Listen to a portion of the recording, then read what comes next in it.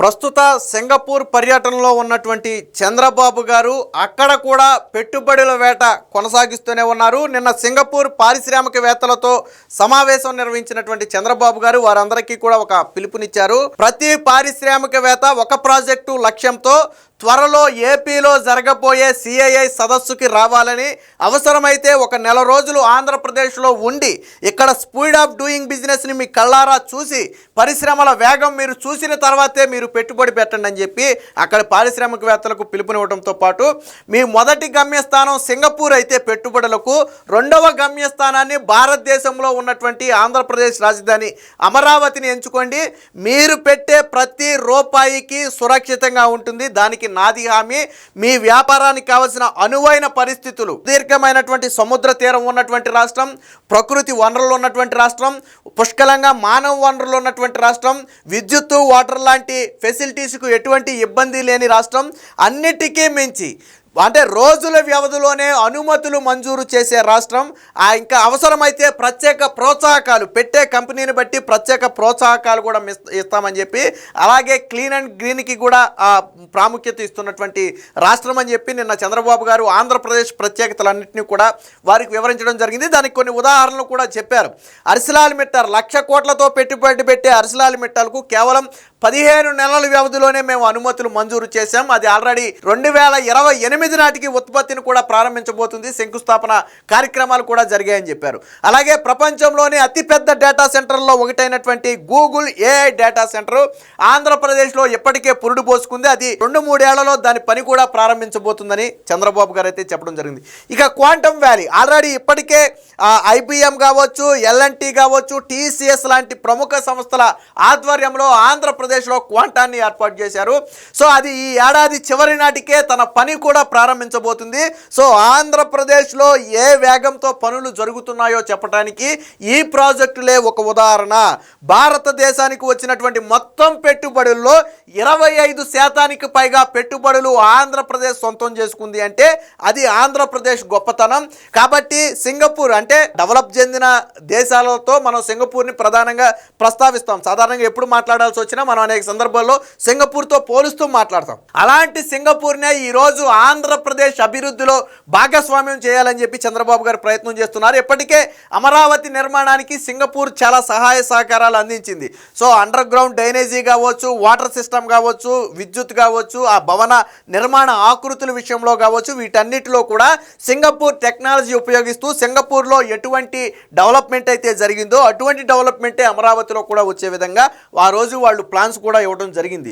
So వాస్తవానికి జగన్మోహన్ రెడ్డి వచ్చిన తర్వాత సింగపూర్ ప్రాజెక్ట్ నుంచి పూర్తిగా తప్పుకుంటున్నట్లుగా గతంలో ప్రకటించింది. ఎందుకంటే జగన్మోహన్ రెడ్డి ఆ విధంగా వాళ్ళని వేధించాడు. కానీ మరొకసారి చంద్రబాబు గారు వారికి హామీ ఇచ్చారు, జగన్మోహన్ రెడ్డి లాంటి వ్యక్తి మళ్ళీ వచ్చే అవకాశమే లేదు, మీకు మేము రక్షణగా ఉంటాం, నాది హామీ, మీరు పెట్టే ప్రతి రూపాయి కూడా సురక్షితంగా ఉంటుందని చెప్పి చంద్రబాబు గారు అయితే హామీ ఇవ్వడంతో పాటు అక్కడ ప్రధాన నగరాలు, బిల్డింగ్స్, దానికి సంబంధించినవన్నీ కూడా ఆ చంద్రబాబు గారు అయితే పరిశీలించి ఆ వివరాలు కూడా అడిగి తెలుసుకున్నారు.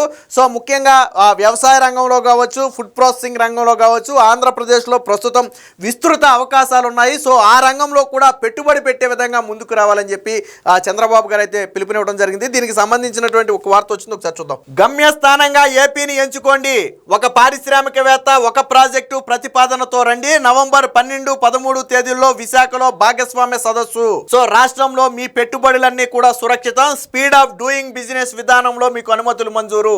సింగపూర్ CII భాగస్వామ్య సదస్సు బిజినెస్ రోడ్ షోలో చంద్రబాబు గారు అయితే మాట్లాడారు. సో సింగపూర్లోని వరల్డ్ సిటీ సమ్మిట్ సందర్భంగా ఏర్పాటు చేసినటువంటి నమూనాలను చంద్రబాబు గారు అయితే ఆసక్తిగా పరిశీలిస్తున్నారు. మనం ఇక్కడ చూడొచ్చు. విశాఖపట్నంలో నవంబర్ 12, 13 తేదీలో CII 2026 భాగస్వామ్య సదస్సు నిర్వహిస్తున్నామని, సింగపూర్లోని పారిశ్రామికవేత్తలకు ముందస్తుగా ఆహ్వానం పలుకుతున్నామని చంద్రబాబు గారు పేర్కొన్నారు.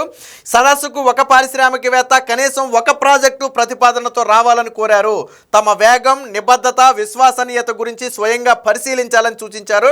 సింగపూర్ తర్వాత రెండవ గమ్యస్థానంగా అమరావతిని, ఏపీని ఎంపిక చేసుకోవాలని పారిశ్రామికవేత్తలు పిలుపునిచ్చారు.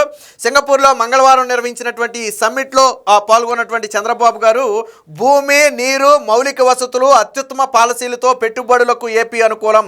ఇక్కడ మీ పెట్టుబడులన్నీ కూడా సురక్షితం. ఆక్వా, ఉద్యాన పంటలు, వ్యవసాయం, సేవల రంగంలో ఏపీ కీలకమైన రాష్ట్రంగా ఉంది. ఉద్యాన పంటలను ప్రోత్సహించేందుకు 1,00,000 కోట్లతో ఆల్రెడీ మేము ఒక ప్రాజెక్టును కూడా రూపొందిస్తున్నామని చెప్పారు. ఫుడ్ ప్రాసెసింగ్ రంగంలో పెట్టుబడులకు అవకాశం ఉంది. పారిశ్రామిక అనుకూల పరిస్థితులు కల్పించేలాగా 26 పారిశ్రామిక విధానాలు అమలు చేస్తున్నాం. ఏపీలో భూమి, నీటి లభ్యత ఉంది. కృష్ణా, గోదావరి నదుల ద్వారా వివిధ ప్రాంతాలకు నీరు సరఫరా చేసే అవకాశం ఉంది. ఒక కుటుంబం ఒక పారిశ్రామిక విధానాన్ని ఆంధ్రప్రదేశ్లో అమలు చేస్తున్నామని, దీన్ని సింగపూర్ పారిశ్రామికవేత్తలు కూడా వినియోగించుకోవాలని చెప్పారు. ఇక మానవ నైపుణ్య, మానవ వనరులను తయారు చేసేందుకు ఒక యూనివర్సిటీని కూడా, స్కిల్ యూనివర్సిటీని కూడా ఏర్పాటు చేస్తున్నాం. కాబట్టి మీకు భవిష్యత్తులో మీ పరిశ్రమల్లో పనిచేసేందుకు క్వాలిఫైడ్, టెక్నికల్గా అన్ని రకాలుగా అవగాహన ఉండి నాణ్యత ఉన్నటువంటి మానవ వనరులను కూడా మేమే అందిస్తామని చెప్పి చంద్రబాబు గారు అయితే చెప్పడం జరిగింది. దీనికి సంబంధించిన మరొక వార్త కూడా వచ్చింది, ఒకసారి చూద్దాం. ఏపీకి రండి, నెల రోజులు బస చేయండి, మా స్పీడ్ ఆఫ్ డూయింగ్ బిజినెస్, పారిశ్రామిక విధానాలు పరిశీలించండి, అప్పుడే ఆంధ్రప్రదేశ్లో పెట్టుబడులు పెట్టండి అని చెప్పి చంద్రబాబు గారు ఒకటి చెప్పారు.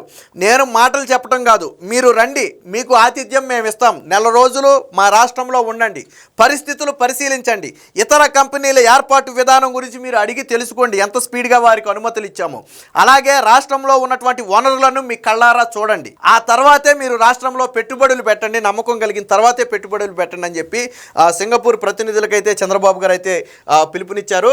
రెండో నివాసంగా ఆంధ్రప్రదేశ్ను మార్చుకోండి, సింగపూర్తో 3 దశాబ్దాలుగా సత్సంబంధాలు కలిగి ఉన్నాం, అమరావతి నిర్మాణానికి అద్భుతమైన ప్రణాళిక ఇచ్చింది, పెట్టుబడులకు రాష్ట్రం ఎంతో అనుకూలం, భారత్ ఎకానమీ పవర్ హౌస్గా ఆంధ్రప్రదేశ్ మారబోతుంది, భూమి అనుమతులు వేగంగా ఇస్తున్నాం, నీటికి విద్యుత్కి లోటు లేదు, సుదీర్ఘ తీరము, అరుదైన ఖనిజ సంపద ఏపీ సొంతం, పోర్టులు, విమానాశ్రయాల్లో గ్లోబల్ కనెక్టివిటీ, ఆర్టీఐహెచ్ ద్వారా స్టార్టప్లకు ప్రోత్సాహం, electronics, space, aerospace, drone, defence cluster లాంటివి ఆంధ్రప్రదేశ్లో ఉన్నాయి, రాష్ట్ర ప్రగతిలో మీరు కూడా భాగస్వాములు కండి.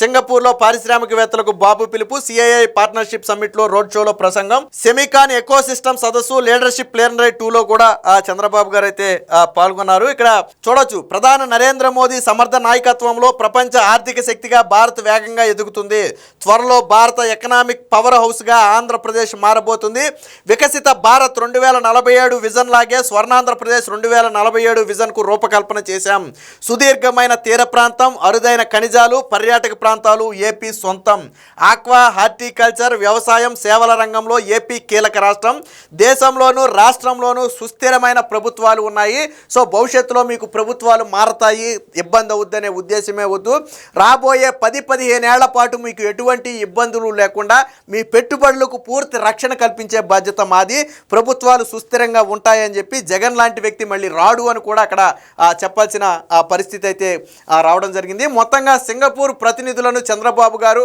స్పష్టంగా మెప్పించారు. చాలామంది ప్రతినిధులు చంద్రబాబు గారి మాటలకు మంత్రముగ్ధులై ఖచ్చితంగా ఏపీలో పెట్టుబడులు పెట్టేందుకు మేము వస్తాం, అక్కడ ఉన్నటువంటి పరిస్థితులను మేము ముందుగానే వచ్చి అంచనా వేసుకుని ఏ రంగంలో పెట్టుబడులు పెట్టే అవకాశం ఉంది, ఏ రంగంలో పెట్టగలమనేది పరిశీలించి ఆంధ్రప్రదేశ్లో పెట్టుబడులు పెడతామని చెప్పి కొంతమంది స్వయంగా చంద్రబాబు గారికి హామీ ఇవ్వడం జరిగింది. నవంబర్లో విశాఖలో జరగబోయే ఈ సిఐఐ భాగస్వామ్య సదస్సుకు వారందరూ కూడా వస్తున్నట్టుగా ప్రకటించారు.